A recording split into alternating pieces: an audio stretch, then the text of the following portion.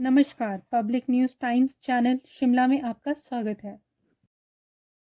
जा रहे हैं, क्या अहम रहने वाला है और क्या बदलाव हम देखेंगे? देखो, अभी कांग्रेस के अधिवेशन में क्या एआईसीसी का सेशन में होता है उसके बारे में बात करेंगे और निश्चित रूप से जो भी वो बात करेंगे उसके ऊपर विचार विमर्श करने के बाद आगे की रणनीति तय की जाएगी। सर, विमल नेगी के मामले पर जो है भाजपा की तरफ से बयान आ रहे हैं, क्या कहेंगे इस पूरे मामले? देखिए, भाजपा हर चीज़ की राजनीतिक रोटियां सेकने का काम करती है। विमल नेगी के परिवार के साथ हमारी संवेदनशीलता है। विमल नेगी जी हमारे परिवार के सदस्य हैं। उनकी पत्नी से मेरी बातचीत हुई है। हमने 2 प्रकार की इंक्वायरियों को हमने अधिसूचित किया है, इंक्वायरी चल रही है और भारतीय जनता पार्टी उसकी राजनीतिक रोटियां सेकना चाह रही है।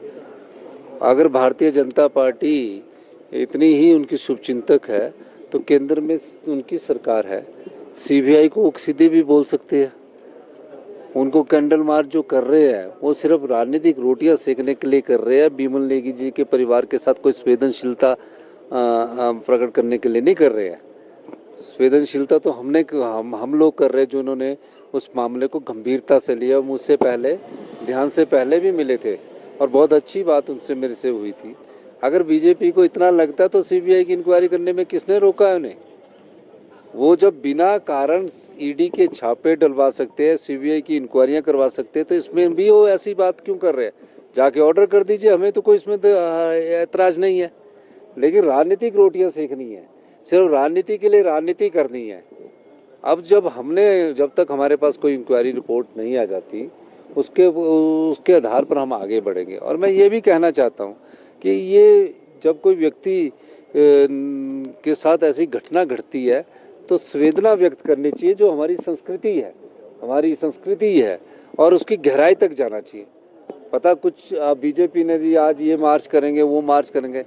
अपने 5 भागों में बीजेपी बटी हुई है।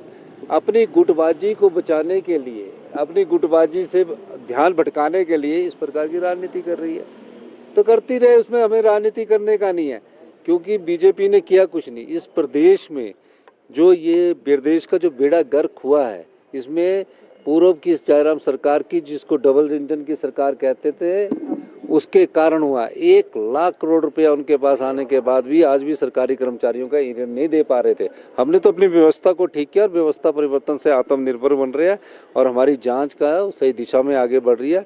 सबको निर्दोष को तंग नहीं करेंगे और जो दोषी होगा उसको बख्शा नहीं जाएगा। सब प्रोटेस्ट कर रहे हैं, यहाँ पर ब्लाइंड है, वोकेशनल टीचर है। हाँ, वो वोकेशनल टीचर का मामला हमारे हाथ में तो है नहीं, वो तो केंद्र सरकार के हाथ में है। लेकिन हमारे हाथ में जो होगा हम तो उनके साथ अपना पूरा सहानुभूति रखते हैं। अब उनकी वो कह रहे कंपनी से बात की जाए। कंपनी भी केंद्र सरकार की है, मैंने कल ही बात की थी। अगर केंद्र सरकार की कंपनी से कोई बात करनी होगी तो उसमें हम आगे बातचीत करेंगे, लेकिन किस प्रकार आगे बढ़ना है ये वोकेशनल टीचर्स के मामले में वो हमारे हाथ में नहीं है, क्योंकि वोकेशनल की पोस्टें केंद्र सरकार सैंक्शन कर रहा है सर्व शिक्षा अभियान के तहत। और जब केंद्र सरकार पोस्टें सैंक्शन करता है, हम तो सिर्फ उनको एम्प्लॉयमेंट दे रहे हैं, लेकिन वो एम्प्लॉयमेंट भी उन्हीं की कंपनी है। अब वो बोल रहे कि कंपनी से बाहर आके, तो मैं उनसे बाद में अभी आने वाले समय में बातचीत करूंगा कि कैसे उसमें किया जा सकता है। अभी तो हम उनको वही कर सकते हैं जो हमारे हाथ में होगा। कि इनकी अपनी मांग है और ये मेरे समय से नहीं, बीजेपी के समय से भी चले आ रहे हैं।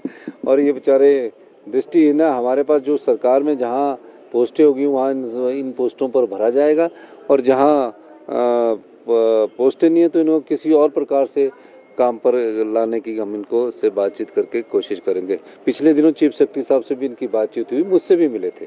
सर, सैलरी और भत्ते जो विधायकों के बड़े हैं, धन्यवाद। पूर्व मुख्यमंत्री धूमल जी ने कहा है।